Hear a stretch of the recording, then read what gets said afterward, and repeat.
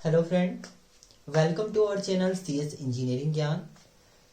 Friends, हमारी videos को like कीजिए, चैनल को सब्सक्राइब कीजिए ताकि हमें मोटिवेशन मिल सके।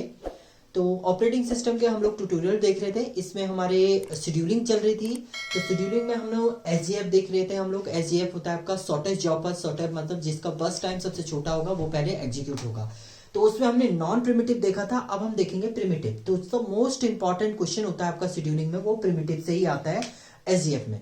तो primitive and SJF, shortest job first. तो प्रिमिटिव आपको याद रखना है, प्रिमिटिव में आपका ये कंडीशन है कि कोई प्रोसेस अगर आपका एग्जीक्यूट हो रहा है तो वो कंप्लीट एग्जीक्यूट होगा। तो इसमें आपका वो वेटिंग क्यू में भी जाएगा, वेटिंग स्टेज में भी जाएगा, देन रेडी क्यू में भी आएगा। तो ये प्रोसेस चलता रहेगा। इसमें आपका Gantt chart most important part है। तो चलिए चलते हैं, इसको क्रिएट करते हैं हम लोग। देखिए हमारे पास प्रोसेस है P1 P2 P3 P4 and बस टाइम है 1 2 1 एंड 4, अराइवल टाइम 1 3 2 एंड 0। ठीक है, तो इसमें आपको गैंट चार्ट जब भी आप बनाएं हमेशा आप 1 1 एग्जीक्यूट कराएं, एक सेकंड के लिए आप एग्जीक्यूट करें सभी को।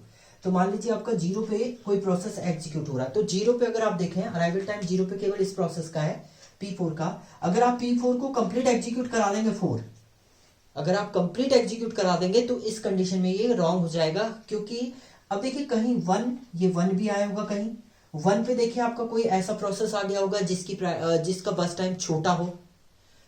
इसके बीच में 2 भी है, 2 की में भी कोई ऐसा प्रोसेस आ गया हो जिसका बस टाइम छोटा हो, वो भी आपने एग्जीक्यूट नहीं कराया। तो प्रिमिटिव में आपको लेके चलना है कि अगर कोई छोटा प्रोसेस आ रहा है और कोई जिसका बस टाइम ज्यादा है वो एग्जीक्यूट हो रहा है सिस्टम पे, तो उसे बाहर निकलना पड़ेगा सिस्टम से।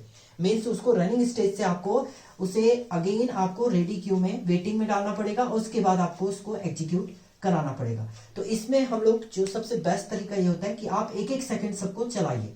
तो सबसे पहले 0 पे हम लोग रेडी क्यू को भी साथ में लेके चलते हैं। रेडी क्यू में भी मैं आपको क्लियर करके बताऊंगा। देखिए अभी P4 है आपका रेडी क्यू में, P4 रेडी क्यू में है। P4 क्योंकि 0 सेकंड पे P4 है और 0 पे कोई नहीं है, तो P4 को ही एग्जीक्यूट होना है, और इसको हम केवल 1 सेकंड के लिए एग्जीक्यूट करेंगे। 1 हुआ, यहां पर बच गया है 3। P4 का जो बच चुका है, P4 यहां से यहां आ चुका है। अब जैसे ये 1 हुआ, देखिए 1 जैसी हुआ तो 1 की कंडीशन में आपके पास एक प्रोसेस और आ चुका है P1, वो रेडी क्यू में आ चुका है, रेडी क्यू में है, और P4 रनिंग क्यू में है।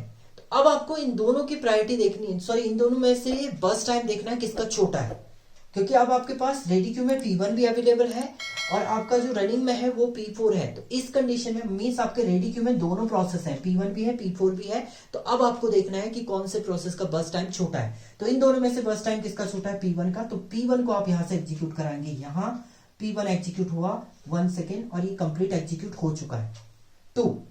अब P1 एग्जीक्यूट हो चुका है 2 पे आप देखें, 2 पे आपके पास एक प्रोसेस और आ चुका है 1, सॉरी P3 भी आपके पास आ चुका है।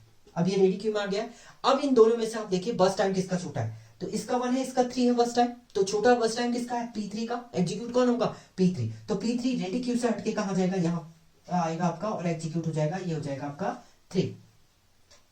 नेक्स्ट अब देखिए 3 सेकेंड पे 3 जब सेकेंड हुआ तो उस कंडीशन में आप देख रहे हैं अराइवल टाइम 3 पे P2 प्रोसेस भी आपका रेडी क्यू में आ चुका है।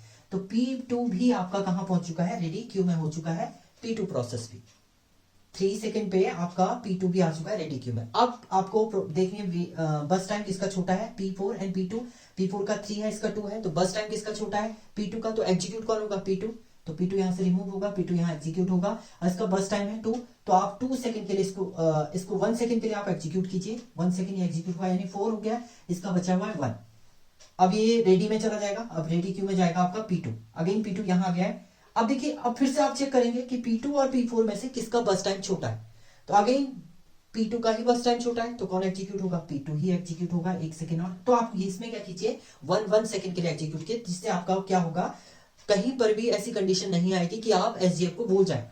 तो यहां पर P2 आया 5 हो गया, 1 सेकंड एग्जीक्यूट हुआ, ये कंप्लीट हो चुका है। अब कंप्लीट हो चुका है तो अब तो आपके पास बचा ही P4 है। आप 1 इसको एग्जीक्यूट कराए या होल एग्जीक्यूट करा दीजिए। तो हम डायरेक्ट होल ही एग्जीक्यूट करा देते हैं P4 को। ये कितना हो गया 5 + 3, 1 ही पहले एग्जीक्यूट हो चुका है। अब आपने स्टार्टिंग से नहीं लेना है इसको, क्योंकि रेडी क्यू में वो क्या करेगा, जितना एग्जीक्यूट हो चुका है उसी से आगे वो एग्जीक्यूट होगा रनिंग क्यू में। तो P4 कितना हो जाएगा 3, 5 + 3 कितना हो जाएगा आपका 8 हो जाएगा। तो ये आपका गैंग चार्ट इसमें बनेगा इस टाइप से। तो अब आपका देखिए इसमें कुछ कंडीशनें भी आपकी चेंजेस होंगी, तो वो हम लोग देख लेते हैं। तो सबसे पहले आपका हम लोग कंप्लीशन टाइम देखते हैं।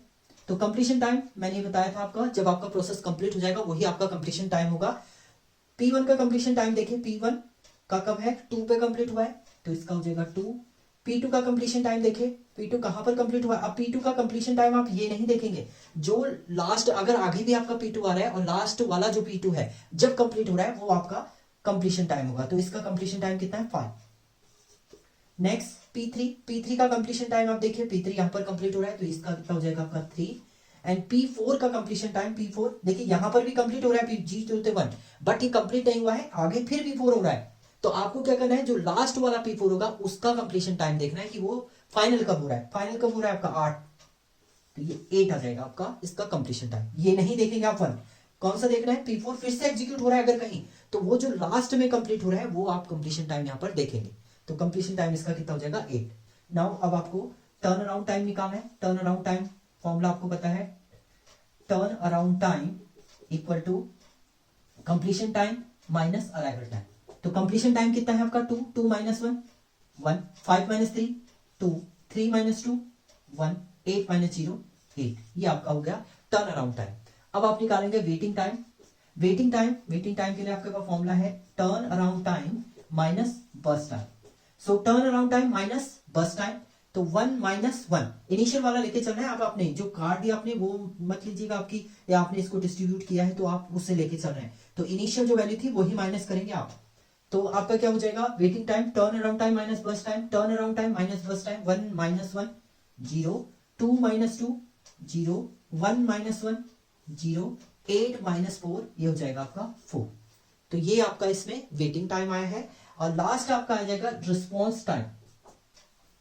रिस्पॉन्स टाइम वो टाइम होता है जब आपका रिस्पॉन्स टाइम का आपका फॉर्मूला क्या है, response time equal to first time बोल रहे हैं हम, first time CPU allocate minus arrival time. तो P1 को देखिए, P1 को फर्स्ट टाइम पहला, अब लास्ट नहीं देखना आपने, पहले देखना है जो सबसे पहला P1 होगा। तो P1 एक ही बार एग्जीक्यूट हुआ 1, अराइवल टाइम 1, 1 - 1 क्या हो जाएगा आपका 0। नेक्स्ट P2 का देखिए, P2 का अराइवल टाइम कब है 3, और आया भी कब था 3 पे, तो 3 - 3 ये भी 0 हो रहा है। नेक्स्ट P3 का फर्स्ट टाइम 2, 2 - 2 ये भी कितना हो जाएगा आपका 0 है। एंड P4, अब P4 का देखना है आपने, फर्स्ट टाइम P4 0 पे एलोकेट हुआ था और 0 पे ही आया था, तो 0 - 0 ये भी क्या हो गया आपका 0 पे इसने रिस्पॉन्स। तो अब ये याद रखना है आपने, जो प्रिमिटिव होगा आपका, प्रिमिटिव एसजीएफ होता है उसमें आपका कभी भी वेटिंग टाइम जो है रिस्पॉन्स टाइम के इक्वल मैक्सिमम टाइम जो होगा वो नहीं आएगा आपका। तो यहां पर आप देख रहे होंगे इसका वेटिंग टाइम इतना है, तो रिस्पॉन्स टाइम इसका सभी का क्या है 0 है। 0 टाइम पर सभी ने क्या कर दिया था, रिस्पॉन्स करना स्टार्ट कर दिया था। तो ये आपका हो गया एसजीएफ विद प्रिमिटिव। इसमें आपसे पूछता है वो कि एवरेज टर्न अराउंड टाइम निकालिए या एवरेज वेटिंग टाइम निकालिए। तो एवरेज वेटिंग टाइम अगर आप करेंगे, वेटिंग टाइम इक्वल टू 0 + 0 + 0 + 4/4, तो 4/4 हो जाएगा आपका 1 सेकेंड।